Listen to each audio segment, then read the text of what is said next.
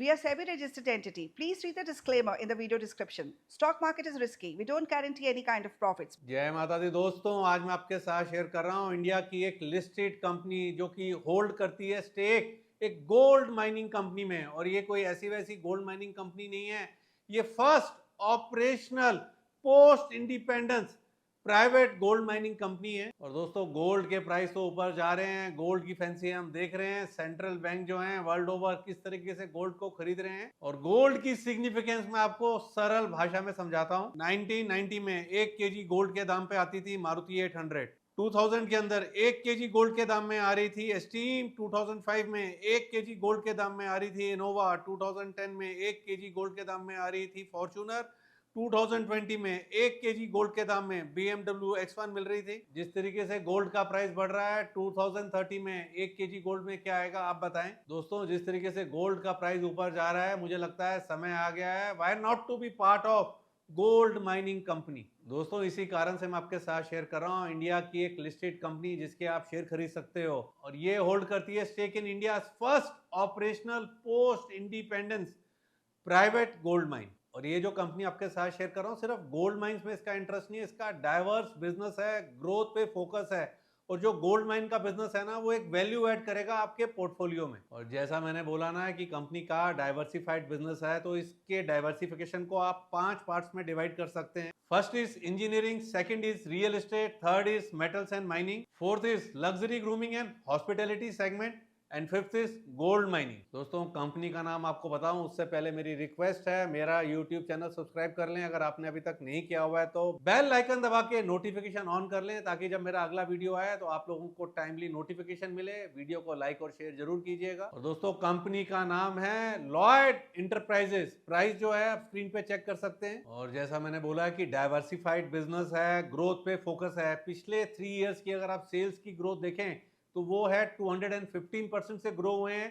और अगर आप प्रॉफिट की ग्रोथ देखें तो वो 156% से ग्रो हुए हैं। और अब मैं आपके साथ फिफ्थ पॉइंट, जो सबसे इंपॉर्टेंट पॉइंट है गोल्ड माइनिंग बिजनेस, वो आपके साथ शेयर कर रहा हूं। देखिए, लॉयड इंटरप्राइजेस को देखें तो इनडायरेक्टली होल्ड करती है 31.58% stake in Geo Mysore services India private limited via its stake in प्रकार स्टेट LLP। और ये Geo Mysore services India private limited को देखें तो इसके पास है expertise in identifying and developing high potential mining sites. और ये ओन करती है mining lease over Jonnagiri gold mining project. और ये जोनागिरी गोल्ड माइनिंग प्रोजेक्ट देखें तो first large greenfield gold project है with integrated mining and processing facility to be developed in independent India. Jonnagiri को देखें तो एक विलेज है located in Kurnool district of Andhra Pradesh. दोस्तों, दोबारा से रिपीट कर रहा हूं, लॉयड इंटरप्राइजेज होल्ड करती है 31.5% स्टेक इंडिया की first operational post independence private gold mine में।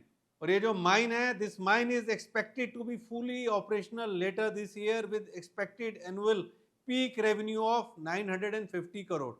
एक्सपेक्टेड एनुअल अबीटा है 700 करोड़ का। दोस्तों, जैसा मैंने बोला कि गोल्ड माइनिंग को छोड़ के भी इसका बिजनेस है, डाइवर्सिफाइड बिजनेस है।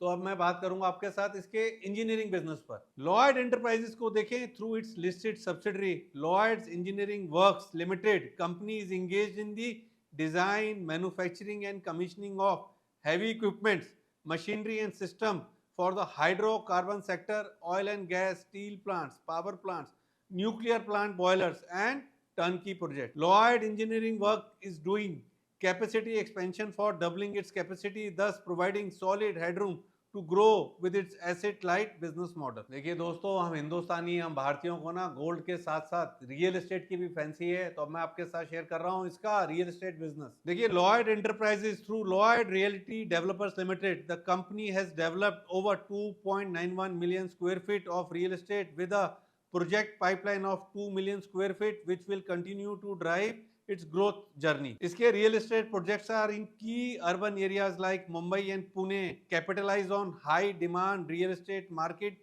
ensuring strong returns. Lloyd Realty Developers Limited has recently signed an MOU for development of a large scale warehousing and logistics park at Tajola, Navi Mumbai for logistics hub, industrial or data center facilities. This project has estimated revenue potential of more than 1250 crore over 3 to 4 years. दोस्तों अब मैं आपके साथ बात कर रहा हूं इसके मेटल्स एंड माइनिंग बिजनेस पर। मेटल्स एंड माइनिंग में देखें तो trading in iron, steel and alloy steel products with strategic investment in mining sector. और दोस्तों जो इसका luxury grooming and hospitality segment है वो तो सेल्फ एक्सप्लेनेटरी है। और अब मैं आपके साथ शेयर कर रहा हूं not to be miss points on Lloyd Enterprises. देखिए लॉयड इंटरप्राइजेस होल्ड करती है stake in listed entities Lloyd Engineering Works Limited and Lloyds Metal and Energy Limited directly and through its partnership with Lloyds Metals and Mineral Trading LLP, which is valued at more than 5,000 crore at current market price. Company के पास है deleveraged and healthy balance sheet,